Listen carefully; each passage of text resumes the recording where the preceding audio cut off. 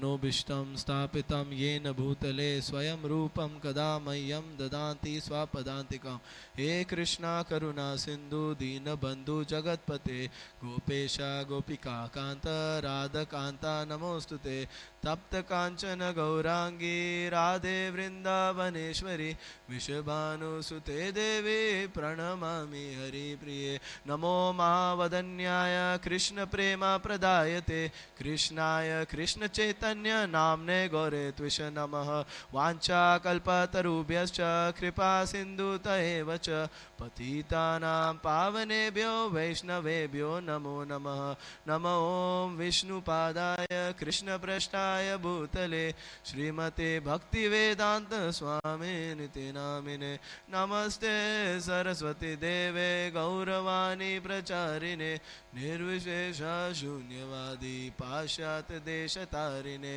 जय श्री कृष्ण चैतन्य प्रभु नित्यानंद श्री अद्वैत गदाधर श्रीवासादि गौर भक्त वृंद हरे Krishna Krishna Krishna Hare Hare Hare Ram Ram Ram Hare Hare Hare Krishna. Thank you all for joining today's Bhagavatam class. First of all, very happy Pandava Nirjala Ekadashi. No, I always joke with we give a Saturday youth class in the Crow's Nest Center, and I always joke with the people that I run it with that I always get my classes during the time of Ekadashi. I've given 3 classes, all of them have been Ekadashi. And today is like the ultimate, it's like Nirjala Ekadashi, and you know, it's kind of an austerity, but you know, it's always Krishna's mercy and we'll take it very happily. So I'll read the translation again and then we can begin. In that great assembly, Maharaj Pṛthu first of all worshipped all the respectable visitors according to their respective positions. After this, he stood up in the midst of the assemblies, and it appeared that the full moon had arisen amongst the stars. Purport by Srila Prabhupada. Srila Prabhupada ki. According to the Vedic system, the reception of great exalted personalities, as arranged by Pṛthu Maharaj in the great sacrificial arena, is very important. The first procedure in receiving guests is to wash their feet, and it's learned from the Vedic literature that one time when Maharaj Yudhishthir performed a Rajasuya Yagna, Krishna took charge of washing the feet of the visitors. Similarly, Maharaj Pṛthu also arranged for proper reception of the demigods, the saintly sages, and the brāhmaṇas and the great kings. So we can see over here that Pṛthu Maharaj has a very big sacrifice. If you see in the previous verse, it's given Mahasatra. Mahasatra means sacrifice. It's not just any sacrifice, it's Maha. Maha means great. That's why the Hare Krishna Maha mantra, it's great. Whenever you want to emphasize on greatness, we say Maha. So this is a Mahasatra going on, and who all are present over here? Let's see who all are present over here. It is Rājarṣis, Brahma Rishi, Samajo, and you know, great saints, great kings, Rājarṣis. So a lot of exalted personalities are present in the sacrifice. You know, a lot of people ask me actually, when you're trying to preach to them, they agree with all of the philosophical stuff. They'll be like, okay, you're not the body, you're not the mind, I agree with that. You are controlled by your senses, I agree with that. But when they get into a little more detail, when they start reading scriptures and they hear about Hanuman, you know, half monkey avatar of Lord Shiva who destroyed and burnt an entire city, or you know, so many other avatars, Narsinghadev, half lion, half human being. Somehow it doesn't register with them. That's where they draw the line. They're like, okay, you know what? That's where I cut the line. This is all mythological stuff, Hindu mythology. I don't believe all of this completely. I can't accept the fact that there's going to be a half lion, half human being in some different planet and all of that. Come on, man, there's science. There's so much science in this technology. How can you believe in all of the superstition? They say all of this stuff. And I think this addresses a very important question. And that question is, why don't we see demigods in Kali Yuga? If you see in all the other yugas, from Ramayana to Mahabharata, there are so many mentions of demigods. You know, like for instance, in the Mahabharata, Arjun, first of all the Pandavas were sons of demigods. Kunti Maharani had a boon given to her by Durvasa Muni, where she could summon demigods, and she summoned all the demigods, and from each respective demigod she got each of the Pandavas. So we see that, Sakula and Sahadev and Nakula were from the other wife, but still it was from the same boon. So we see that demigods were so present, omnipresent throughout the previous yugas. But in Kali Yuga, people don't even believe in God, forget about demigods. So how do we accept this fact, and how do we come to the conclusion that what is the reason for demigods not to appear? Like, if we see in the Mahabharata, Arjuna, he wanted, like, both the armies were getting ready for fight, right? The Kauravas were getting prepared for battle, and the Pandavas were getting ready for battle. And Duryodhan had given 13 years of exile to the Pandavas with the condition that by chance you're spotted again, immediately have to repeat that exile. And they had the rightful property, they had the rightful land, but they were completely bound by moral, ethical vows, and they couldn't even fight back with Duryodhan. But they had made a vow that Draupadi had been harassed in the court so badly that once our exile gets over, we will first negotiate with them, but if they don't agree, we will destroy them, each and every. Bhima had promised, I will drink the blood of Dushasan because he touched Draupadi. He dragged her by the hair and brought her. So that was the mood going on. Now when Arjuna was in exile, he was like, what do armies do before a war? Before World War, we see so many countries, Germany, Italy, what did they do? They started loading up armaments. They started getting ammunition, guns, AK-47, so many different types of ammunitions because they're preparing for battle. So similarly, Arjun was preparing for battle. He sat in heavy tapasya, heavy austerity and meditation. And he summoned Lord Indra. And he requested Lord Indra that please give me the celestial weapons which I can use to defeat these, the Kauravas. Lord Indra said, I'll give it to you, but first you need to summon Lord Shiva. So Arjun accepted it because Indra was his father, he was his well-wisher. He went, Arjuna was able to travel to the heavenly planets where only celestial beings and rishis, very elevated saints could access that region. And Arjuna was so pious, and because of his piety, he was able to access this. He went to those regions and he performed heavy tapasya. Like, if I was reading Mahabharata and I was like shocked, like how can a person even do this? It seems unimaginable. Days without food, not even days, years without food, without water. We cry about one Nirjala Ekadashi. One Nirjala Ekadashi and we all start fainting and oh my God, we are always thinking about food throughout the Ekadashi. Arjuna did that for years. Forget about food and water, he didn't even take air. He was taking air once a week or once a month. That was the level of austerity. After years and years, he became very frail. But the thing with austerities is, once you perform them with a sense of devotion, there's a glow in your face. So he was very effulgent because of his spiritual austerities. Now, when he was performing this, Lord Shiva was very pleased. He said, Arjuna is, he's doing such heavy penances for me, and Lord Shiva is Ashutosh, he's very easily pleased. So Lord Shiva decided, first I'll go to him obviously, but I'll test him. So Arjuna was sitting in penance, he was sitting in deep meditation, and he saw a wild boar, a demon boar, attacking him. And the second he saw that, he got his bow and arrow and he shot him. And when he shot him, now Kshatriyas, what they used to do is, they used to kill they used to hunt the animal and then they used to take the body as a bait, as reward. So he went, because it was a big demon, it was like a trophy, it was like a possession. He went to receive this boar and he saw there was another arrow on the boar. He was shocked. He said, I shot one arrow. Where's this other arrow come from? Suddenly, a Kirata is a tribal hunter. A Kirata came to him with dreadlocks, deer skin on his, his deer skin around his waist, big beads, and very dark, dense, serious type of look, grave look on his face. And he said, hey, you impudent person, please get away from that. That's my boar. I hunted him. I'm a hunter in this area. I have hunted that. And Arjuna said, what a disrespectful person. There's no excuse me, hello, nothing like that. He directly starts challenging me. And he was humble, but he was like, at the end of the day, I'm Pandava, I'm such a renowned king. How can you come and talk to me like that? So they had back and forth exchanges. And in that, the hunter was more and more aggressive with him. He was challenging him. And Kshatriyas, what they used to do is, whenever there used to be an argument, they used to conclude that in battle. It's like, okay, meet me in the battlefield, I'll show you. In today's time also we see this, two people are fighting, like in India they say, "Tu bahar aa, tere ko dekhta," which means what? Like we'll fight it out and we'll see who wins. So that's what both of them did. Arjuna was a very, very skilled archer, first of all. He was shooting, the description Mahabharata is, when he shot one arrow, he first invoked some mantras and the entire cloud was filled with arrows. You couldn't see the cloud, you couldn't see the sky, nothing. It was like a huge dark shadow coming. Imagine so many arrows coming. Any normal person, forget about normal person, even a celestial being would have died in that battle. Because Arjuna was just letting loose and he had so many celestial weapons already, he could have easily defeated an ordinary tribal hunter, Kirata.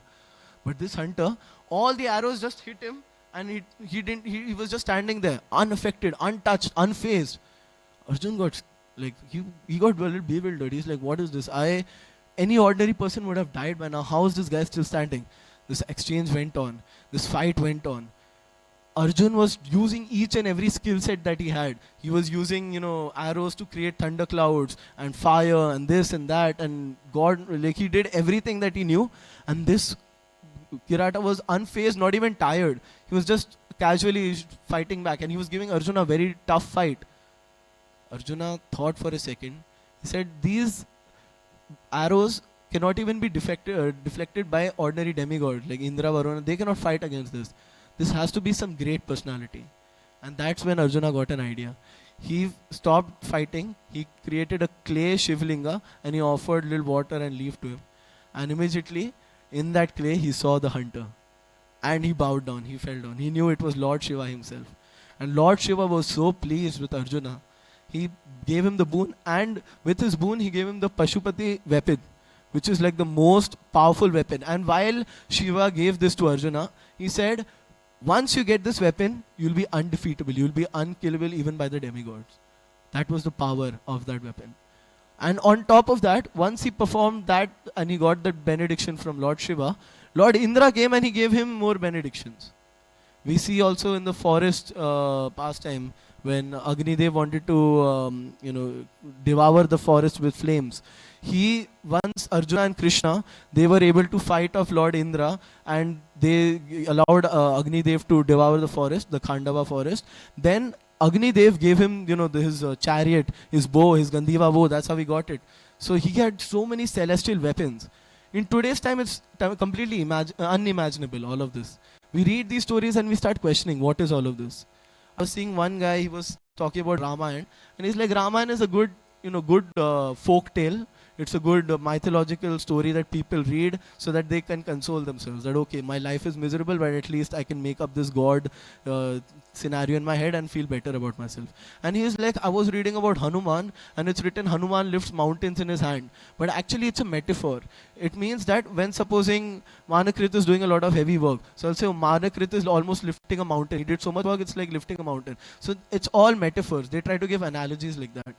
But I think that's complete nonsense. It's no Shastric evidence for that. It's clearly mentioned in all Shastras about detailed descriptions of demigod. So the question arises, how is it possible that there's so much difference from then and now? We need to realize that this present age is Kali Yuga. And in Kali Yuga, we don't need asuras because we ourselves are asuras. If an asura comes, he will actually help us. He'll be like, these guys are so miserable, let me actually help them. What will I, torture them for? Because we are the biggest demons ourselves. In the Satya Yuga, Asuras and Devtas used to live in different lokas, different universes. In the Dwapar Yuga, they lived in the same planet but in different regions. Same planet, different regions. Ram was in Ayodhya and Ravana was in Lanka. In Mahabharata, they were in the same family. Pandavas and Kauravas were in the same family. But in Kali Yuga, they are the same person. Once I was complaining to Ghanshyam Prabhu that this person did this to me and, I was just venting out. And he said, he's not the problem. The only obstacle in your life is you. And that actually sat for me for a second. I was actually thinking about it. The only obstacle in your life is you. You are the biggest enemy of yourself. No one else. Other people are just reflections of your thoughts. You right now find faults in somebody, but what the faults that we find in other people is actually faults that are there in us. Because we only can conceive things which we ourselves do, which is in our perception. Things which are not in our perception, we don't even spot that. Right now, there's a room. All of us are sitting over here. All of us are perceiving different things. Some people who are, focused on dressing or, making garlands. Somebody who's done a lot of garland seva. They'll look at the garlands and say, wow, what a beautiful garland. They'll think of, remember the time when I made garlands and it was like that. They see it with a different vision. Somebody else will see the singing, the kirtan, and say, what a nice ecstatic kirtan. We all notice different things based on our perception. Like in the Mahakumbh Mela, which happened in India recently, the CM of Uttar Pradesh, Yogi Adityanath, he was giving a statement. He said that in Mahakumbh, everybody who came for a particular reason, they got that. People who came for bhakti, people who came for getting God, they got God. I went to Mahakumbh physically, I saw people were so ecstatic. But there were people who went there for different reasons. Some people went there for genuine devotion, loving devotional service. They got that. They came back very recharged and full of love with God. Some people came only for mukti, that have committed a lot of sins, just get me free out of this material world. They got that. Some people are so negative that they can only see bad in everything. So even in the Mahakumbh, when it's such a pious place, such pious energy all over, Yamuna, Ganga, Saraswati, such holy rivers, but they could see only the dirt, they could see the crowd. So based on what your perception is, we are able to see that. So in Kali Yuga, we ourselves are so dirty, we're so polluted within ourselves. What will you perceive Devtas and Asuras? Devtas and Asuras, they come only when they want to. They take the decision when I want to appear. Like for example, in Maharaj Parikshit's time, it is said in the Bhagavatam first canto that Maharaj Parikshit's time, the entire energy of the entire kingdom was so pious that demigods who were not, it's specifically given, demigods who were not usually visible to common men were visible to them because they were so pleased with the sacrifices. Devatas or demigods are only visible when there are sacrifices. You might say that in earlier times there was so many tax collection. Why were the tax collection if everything was so pious? There should not be any tax. But what we see is the tax is also used for the benefit of the common people. The king collects the tax and then he performs sacrifices with that, and then there's rainfall so that there's good crop harvestation. So everything is actually done for the benefit of people. In Kali Yuga, nothing. What are we doing with taxes? You think any of the tax that you pay is actually going for your betterment? No. It's going in the pockets of a corrupt politician. What happens when the next politician comes? He again keeps it in the taxes. They're all thinking about their own profit. In Kali Yuga, politicians always think about their own profit, not about the profit of general mass. They're not thinking about the betterment of society. Like they always make some, like for example, when Kali Yuga personified came in front of Maharaj Parikshit, how was he dressed? Does anybody know? He was dressed as a Shudra, wearing the garb. Shudra is wearing the garb of a king. And that was in the purpose Prabhupada is given that this is going to be the modern day leaders of Kali Yuga. They're going to dress as if they're very great, kings, Kshatriyas. But in reality, they have Shudra mentality. Only thinking about sense gratification. Everybody knows of, what is his name? Bill Clinton. Such a great politician. But what is he famous for now? Monica Lewinsky. He knows because he couldn't control his senses. Shudra mentality, no control over the senses, gave into sense gratification. So my point being, by giving all of these examples is, in Kali Yuga we are not qualified. We don't know how to perform austerities. Cleanliness, austerities, all of that is gone. There's no mercy, there's nothing left.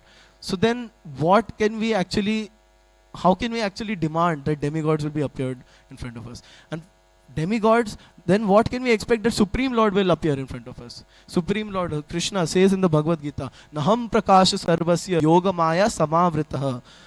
Mudo yam nabi janati loko mam ajam avyayam. What is he saying? Naham prakasha sarvasya. I am not present in front of everybody. Sarvasya. I am not present to everybody. I choose my distinctions.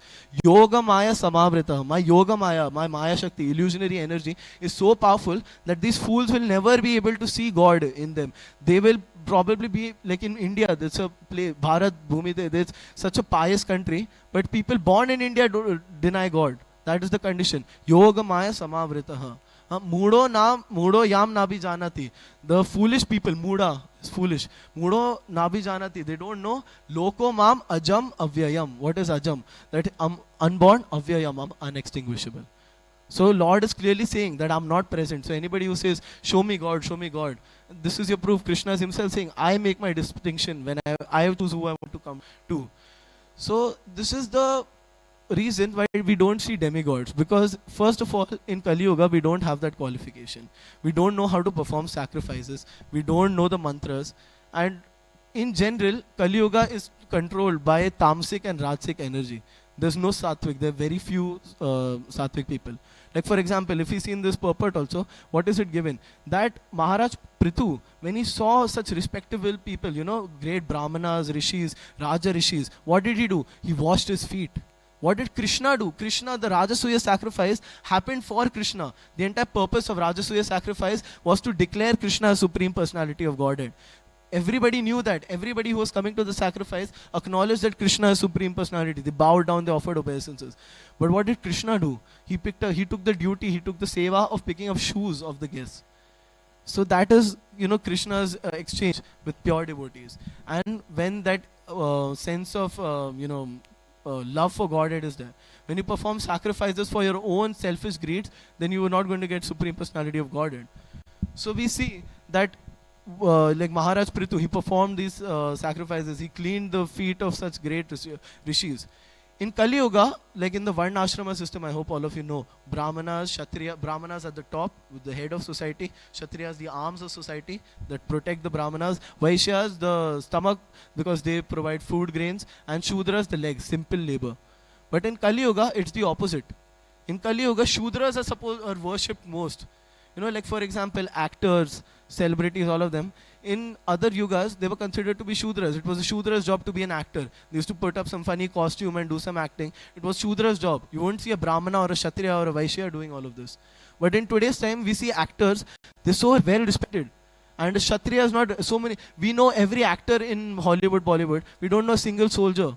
Do you know how many soldier names do you know? Nobody knows any soldiers. No respect for soldiers. Forget about soldiers. What respect is there for saints? If you tell your family today in Kali Yuga, if you tell your family, I want to become a saint, I want to become a brahmachari or something like that, they'll get scared. What is wrong? He's lost. What is he doing? He's going in the wrong path. Do something else. Make money. Enjoy sense gratification. Why are you trying to become pious? So that is the reverse Varna Ashrama Dharma in Kali Yuga. The respect is given to Shudras, and disrespect, utter disrespect is given to Brahmanas. Today, if you talk about God, once I was going to give a speech, one guy told me, don't use the G word. I said, G word? I've heard all types of words. What is the G word? He said, don't say God. They are afraid of the God. They don't want to hear about God. Mention anything. You tell them Bhagavad Gita, when you're doing book distribution, tell them Bhagavad Gita is some spiritual science. Don't mention God. The second you mention God, people are, oh, back out, time out. This is too much for me. That is the mentality in Kali Yuga. No interest in God, simple sense gratification. If we see in Ram Rajya, everybody had Akal Mrityu. What is Akal Mrityu? Akal Mrityu is when you live, like Rohan lives his entire life. He dies at the date when he's supposed to. Everybody is given a particular time to die. If you die earlier than that, it's because of a sinful reaction. You've committed some sinful reaction and you've got the, it's fructified for you. But in Ram Rajya, there was so much piety that everybody was dying when they were supposed to die. They were living their entire period of life. There were no court cases. There was no, quarrel, nothing like that. Ayodhya, what does Ayodhya mean? Yudh. Yudh means fighting. Ayodhya. Ayodhya means a place where there's no war, no quarrel. There were places where people used to go and they used to just pour their heart out. Everybody was in ecstasy. There was not deficiency of a single thing. Grains were well supplied. People had, sufficient property for their maintenance and their family. Even more actually. Even in Krishna's time, it said that the cows used to have so much milk because they were fed with so much love and very good treatment that they used to moisten the grass with their milk. That was the condition of other yugas. In Ram Rajya, people were so happy. People didn't know what dand was. Dand is punishment. People never heard what punishment is. That was the state of Ram Rajya. In today's time, you tell somebody all of this is possible, they won't believe it. One more instance is in Ramayana, when Sita Devi was getting kidnapped by Ravana. Hanuman, when he went to Sugriva and he told him that this is what has happened, our wife has got kidnapped. Hanuman sat in penance. And then he said, I saw a chariot, I saw a Mataji being kidnapped, and she threw out 3 of her ornaments to give us an indication of who she is. So 3 things she threw. One was her earrings, second was her bangles, and third was her food, nupur. I don't know what nupur exactly is, but I think it's those feet ornaments. So she threw all of these things and on grass so that it doesn't fall on land and breaks. She threw it on soft grass. Now, when Ram saw that, he got in ecstasy. Ram was suffering in separation with Sita Devi. When finally he heard that Sita Devi had her ornaments lying over here, he went and he saw that, and tears of ecstasy started falling from Lord Ramachandra's eyes. He saw that and he said, Lakshman, Lakshman, Lakshman, you see these ornaments? Aren't they Sita's ornaments? Ram knew that it was Sita's ornaments, but he was still confirming. And Lakshman looks at the earrings and he says, I don't recognize this, I'm sorry. He looks at the bangles, he says, I don't recognize this. But then he looks at the nupur which is kept at the foot and he says, yes, I recognize this. Why does Lakshman only recognize the foot ornament? Because for 14 years in Vanvas, imagine 14 years you're staying with these people, he never looked at Sita Devi above the foot. He always looked at her charan. That was the kind of, in today's time you tell somebody like that, they will laugh. People will look at women who are not even their wives. That is the condition of Kali Yuga. So what are we talking about all these? That was the state of Ram Rajya. That was the piety. That was Bharat. Lord Bharat was given such a big kingdom. He could have easily taken it. He said, oh, my brother has gone to exile. Now I'll enjoy. I've got the whole kingdom, so much power, so much wealth. He said, no, I refuse to take it. He said, without Raghunath, I can't even sit on this throne. This will be the destruction of Bharatvansh. He immediately went to search Lord Ram to establish him back in the kingdom. When Lord Ram told him that you go and you become the king, he still didn't accept the kingdom. He took Lord Ram's foot, hatu, sandals that he wore, and he put them on his head and he put them on the throne. He said, I'm simply the servant of Lord Ramchandra's foot, lotus feet. So that was the kind of mentality people had. And if with that kind of mentality, is it too absurd to imagine that demigods will not come? Imagine the kind of penances, the sacrifices that people will perform. Demigods wanted to come.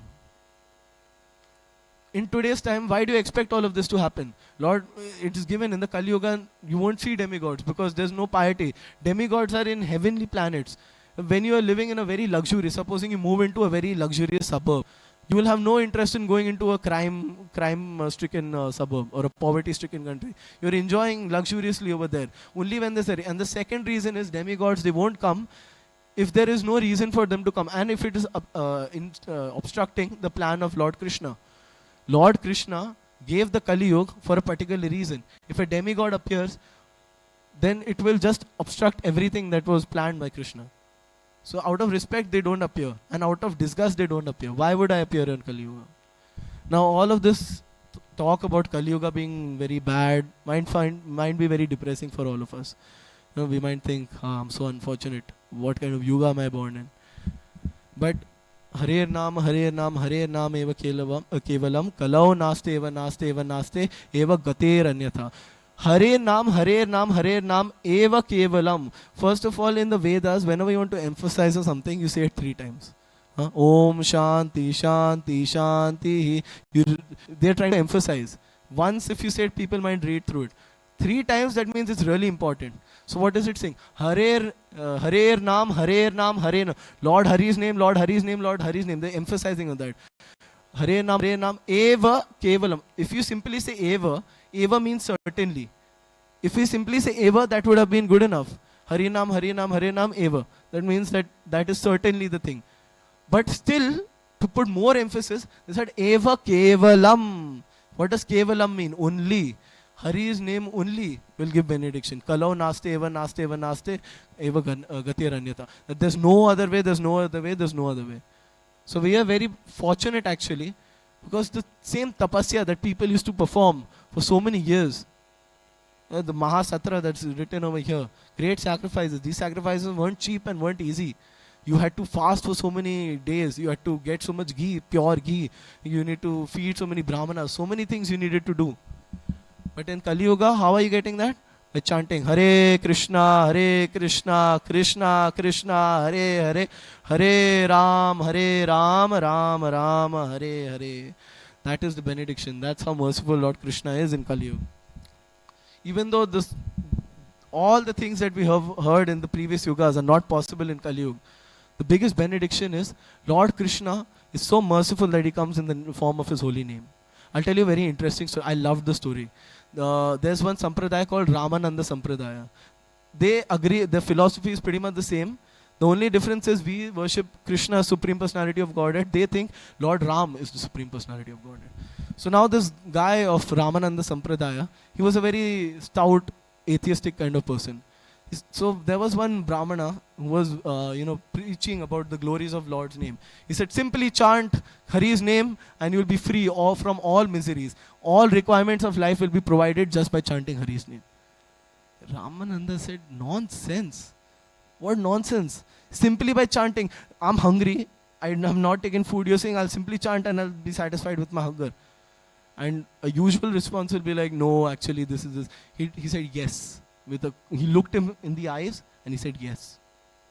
Ramananda said, okay, I take a vow. From now on, I will continuously only chant Lord Ram's name. And if I don't die out of hunger and starvation, I will establish the fact that Lord Ram is supreme. And everybody, he made that vow in front of everybody. So many great brahmanas, so many great rishis. So everybody was very grave. Everybody knew he's not joking around. Finally, he took his japa mala, he went to the forest and he started performing, he started chanting Ram, Ram, Ram, Ram, Ram, Ram, Ram. He went on like that for days without eating, without drinking. Everybody was worried, what if this guy dies from starvation, from hunger, from thirst?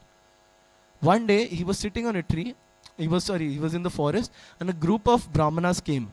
And they were discussing loudly. He could hear the voice. And he said, if I chant in front of them, I'll get distracted. So he went to a secluded place. Like right in the morning japa, when you see people are talking and all that, we go to a secluded place or we go outside in a quiet place so that we don't get disturbed. So that's what Ramananda did. He went on the top of a tree and he sat and started chanting over there. Ram, Ram, Ram, Ram. And these brahmanas came. They had come from a dham. So they had very delicious nectarian prasadam. They sat down, they put a banana leaf, they were ready to take prasadam, and a group of dacoits came. And dacoits came and they said, seize all of them and take all the wealth. Because they knew brahmanas, when they used to travel to some place, they were given a lot of ornaments, a lot of wealth, a lot of gold, a lot of things were provided to them. And the dakus knew that brahmanas were coming, that too from a dham, so they must have a lot of wealth. So they immediately seize them and take all their wealth. Now they took all of the wealth. Now one of the soldiers was saying, they were about to leave, one of the dakus, he told his group leader, the gang leader, that, we anyways have taken everything that we need to take. I'm very hungry. This prasadam looks really delicious. Puris, halwa, rasgulla. Let's sit down, let's eat, and then we'll continue. We have a long journey ahead. So the dacoit said, okay, you can take prasadam. So he took a nice handful of puri and he was just about to eat. He just put it near his mouth and the gang leader said, stop! Don't keep that, don't touch it. And he got worried. He said, what if this is a plan by them? What if they knew that the dacoits are in this area and they have mixed poison in this prasadam so that we eat this and we die and then they can, get rid of us. So he said, no, let's feed them. He started searching all of them. Now, when they were searching, one of the guys heard some voice upstairs. Ram, Ram, Ram, Ram. He looked up and he saw Ramanujacharya in complete meditation. Ram, Ram, Ram, Ram. He said, that's the culprit. See, one of them is over there. He's mixed the poison and he's now waiting for us to die so he can release his friends. And then he will, he'll get rid of us and he'll save all the brahmanas. They said, get him down, get him down. They got him down. They turned him upside down. Then after that, they were about to hit him. They said, no, why do we hit him? Let's give him a taste of his own medicine.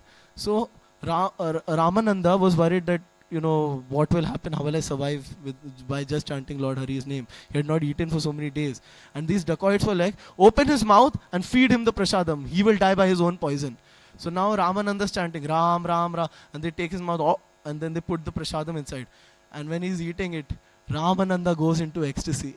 He realizes that the very concern that he had, that how will I live? Will this name of Lord Hari even take care of my necessities like eating and drinking? When he saw that manifested right in front of his eyes, while he was being forced to eat the prasadam, tears of ecstasy started falling out. So that is the power of Lord Hari's name. Just by chanting we can see the change. Like when we do Harinam in the streets, we see actually how much it's changing. But there was one lady who saw we were doing Harinam. She just came and started crying for no reason. At the end of the Harinam, we asked her, why are you crying? Like, what's the reason? Are you going through something or something? She said, no, I don't know. Something about this Harinam just attracted me. And I just teared up. And this is not just one instance. I've seen multiple instances like that. People actually go feel a change in their body. So demigods, we don't need demigods because the very thing that even demigods are looking to attain, we're getting that so easily in Kali Yuga. Demigods actually wish to be incarnated in Kali Yuga so that they can get this benediction, this Vraja Prem. In Kali Yuga, we got the Vraja Prem, which is the highest level of loving devotion to Lord. It's the highest platform that any person can be in. In fact, if you go to Barsana, I went there. There's a very good pastime that the guy was telling me, that Lord Shiva, Lord Brahma wanted to get incarnate, wanted to descend in Barsana so that they could get the dust of Brajvasis on their forehead all the time. So they went to Lord Krishna and they said, please, give us that benediction. Or even Lord Vishnu was there. They went and they requested Lord Krishna that please give us that benediction. He said, see, I am the controller of all the three worlds, but there's one place where I have no control, and that is Vrindavan. This is completely in the hands of Srimati Radharani. So she went to they said, you have to ask Srimati Radharani. They went to Srimati Radharani and they said that please, we want to descend. And Radharani's Kripa Kataksh, she was so merciful. She gave all of them benedictions. So if you go to Barsana today also, there's a place where it said there's like 4 mountains and there's a temple on each of the mountains, and it's said to be the 4 heads of Lord Brahma. There's similarly for Shiva and Lord Vishnu. So we see that's the desire of even demigods. So how fortunate are we actually that we're born in this Kali Yuga where getting the highest platform is so easy, simply by chanting. That chanting renders all benediction to all of us.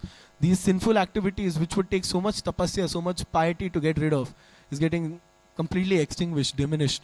In the Bhakti Rasamrit Sindhu it said, the devotional service, loving devotional service is like, it's like if there's have you seen the Australian bushfires, right? Immense amount of fires just burning up the entire forest in a second. You can throw like liters of water, it won't extinguish. It's like tremendous, huge square kilometers of land is just burned off. It catches fire so quickly. So like that, this name of Lord Hari, the devotional service, burns off our sinful reactions like that. So that is the benediction given.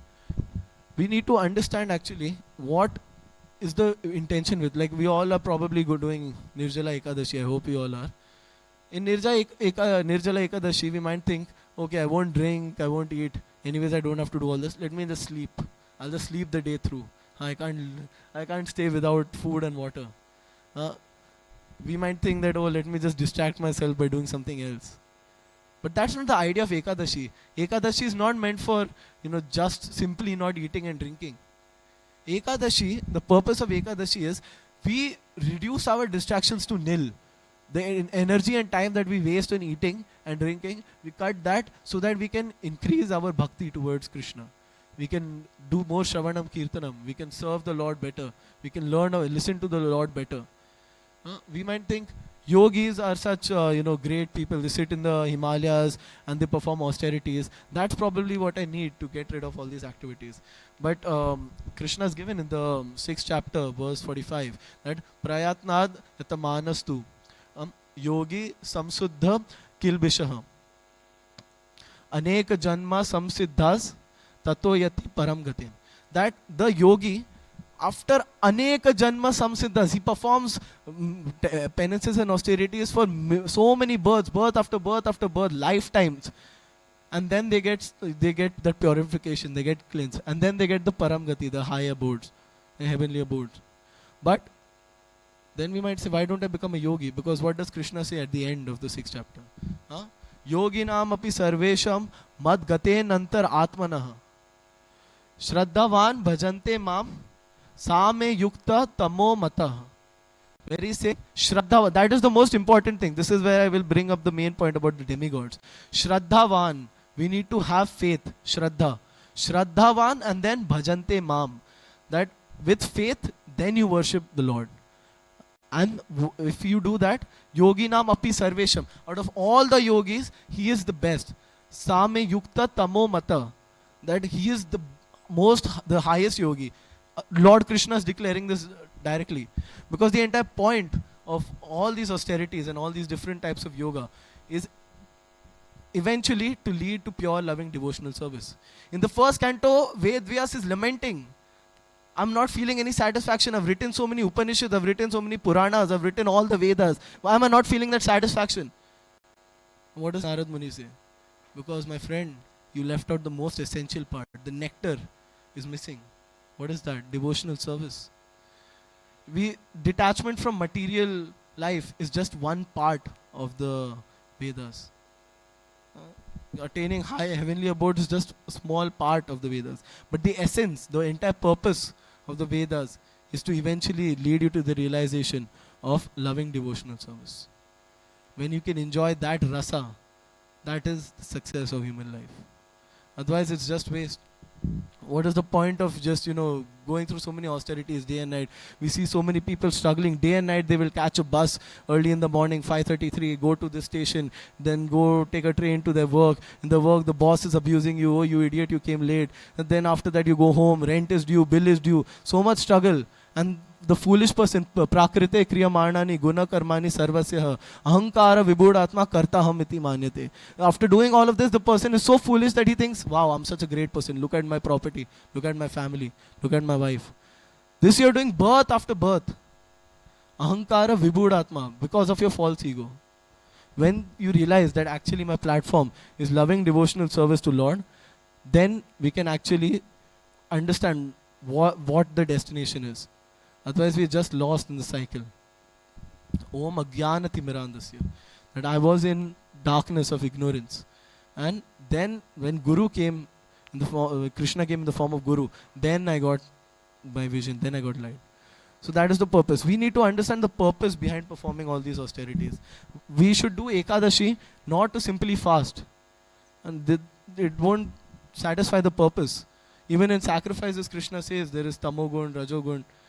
So how do we actually perform the sacrifice the way it's meant to do? That is by involving the love, the nectar of devotional service. When we do that, then that's actually. Otherwise, there's so many people who are doing austerities. I was talking to one guy, he was saying, I was doing Ekadashi before. That guy asked me that, mate, you're not eating? I said, no, actually, I'm fasting today. He said, fasting? Why are you doing that? So I just gave him like a very brief reason to just get rid of the conversation.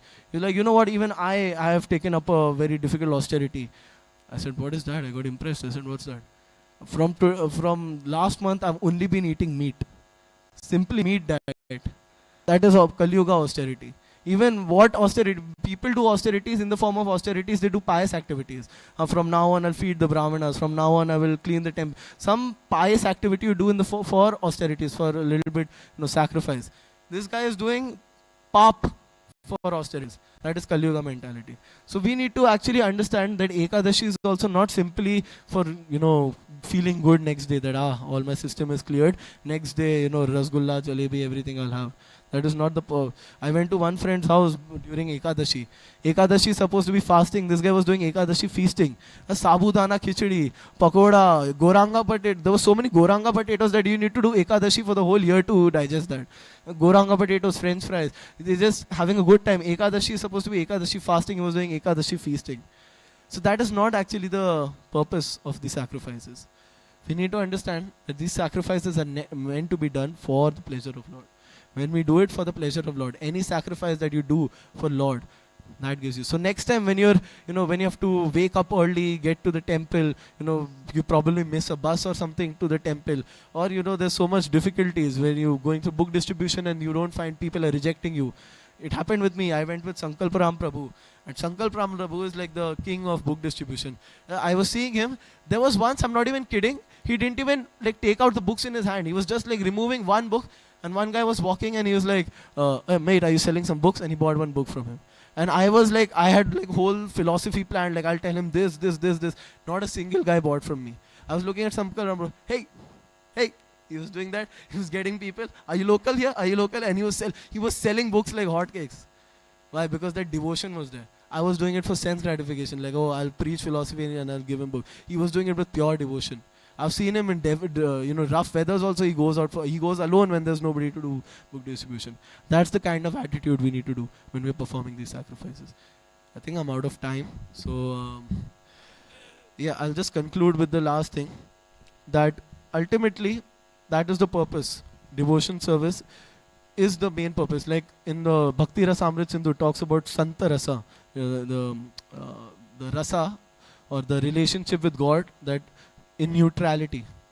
And it's given that the sages or the people who are santas, these are the qualities. They would like aspire to stay in mountains, hilly areas, in seclusion from common public. They like to read Upanishads. All of these things are given. And ultimately Prabhupada writes in his purport that they can finally be elevated to the platform of loving devotional service through the contact of a pure devotee. And then they get into the bhav of loving exchange. Like the 4 Kumaras, they were actually impersonalists. They didn't believe in God.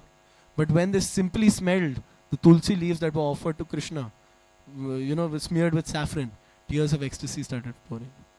So that is the difference.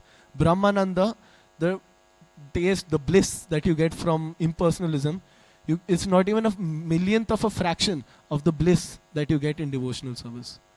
So that is the value of devotional service. So in this Kali Yuga, we may not be able to perform great sacrifices, we may not be able to see demigods, but we should take advantage of the one very great benediction that we are given.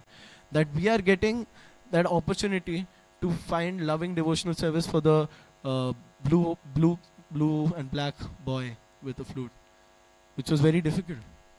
Lord Shiva performed so many austerities. When he saw that Krishna was born, he went to Mother Yashoda's house and he went as a bhikshuk. But the problem with Lord Shiva is, Lord Shiva doesn't know how to disguise himself very well. Like even for his marriage, all the other people were dressed very, opulently. Lord Shiva came with like snakes and, dark blood falling out and all ghostly people around him. His mother-in-law fainted when they saw him. So Lord Shiva doesn't have very good dressing sense, we can say. Lord Shiva, when he came as a bhikshuk also, he came in the most dangerous looking way. He came with like dark circles under his eyes, big jattas, deer skin, dangerous, Trishul. Mother Yashoda came and saw him and she's like, who are you? She got scared. The gopis told, this is a very great brahmana, he's come to bless your kid. He said, get away, I'm not even going to allow you. If my Nandalala sees you like this, he will start crying. She said, get out of here, I don't want you. Lord Shiva was requesting, please, I'll bless your son. But she was not listening. She was very protective about Krishna. Then Lord Shiva went, he put his Trishul and he sat outside the house. He said, I'll sit here till the time I don't get darshan of Krishna. And Krishna, now the thing with Lord is, when he knows that a devotee is very desperate to interact with him, to perform services to him, to get his darshan, Krishna will also be 10 times more desperate to get your darshan. So Krishna started crying extremely loudly. And Mother Yashoda, usually when he cries, she does all of these tricks. She gives him milk, she gives him butter, she sings nice bhajans for him, nice songs for him. He was not listening at all. Finally, she realized that all my attempts are futile. The gopis said, you need to go out and you need to get that brahmana. This is a brahmana, he's used some mystical power. And when Lord Shiva came in, first he did dandvat to the kid, to Krishna. And Yashoda said, why is this great brahmana doing dandvat to a small baby? He said that you don't know who has appeared in your house. Then he did a parikrama of Krishna in the court. And then finally, he had one snake on his neck and that snake started going near Krishna. And Yashoda said, get the snake out, get the snake out. He said, you're worried about one snake? You don't know that this baby in the bed is lying on thousands of snakes? So that is and then when Krishna saw Lord Shiva, he gave the beautiful smile and tears fell out of both Lord Shiva's eyes and Lord Krishna's eyes. So that is the love that Krishna can give. You can perform austerities and get rid of material, like the Mayavadis say, Om Shanti. Okay, you got Shanti. Shanti means I'm miserable now I've got rid of miseries. After getting rid of miseries, what do you want? The ultimate thing is love. When you get love in your life, everything becomes beautiful. A person, when he was going back home, there's no taste, it's just lonely. The same person, when he gets a loving wife, there's so much joy in going back home. He buys gifts for her and all that. Even small, small things become so blissful. That is for material things, temporary things. So imagine how much more blissful would every second of your life be if it was done for living exchange for Supreme Personality of Godhead. I'll just end this example and I'll end. Newspapers talk about mundane material news. You read a newspaper today and you throw it, you'll never read an old newspaper again. You'll never see somebody pick up the old newspaper and read it. Let me read yesterday's newspaper. Breaking news. Nobody cares about that. But look at Lord Krishna's glories, that this Bhagavatam was thousands of years old. And we're still reading it and we're not getting bored of it. We're relishing each and every word of it.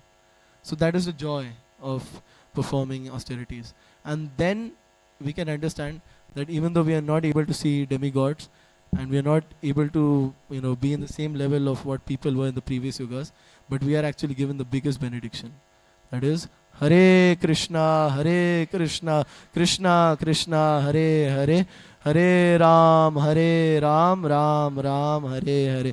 Grantraj Srimad Bhagavatam ki, Jagat Guru Srila Prabhupada ki, Ananta Koti Vaishnava Vrinda ki.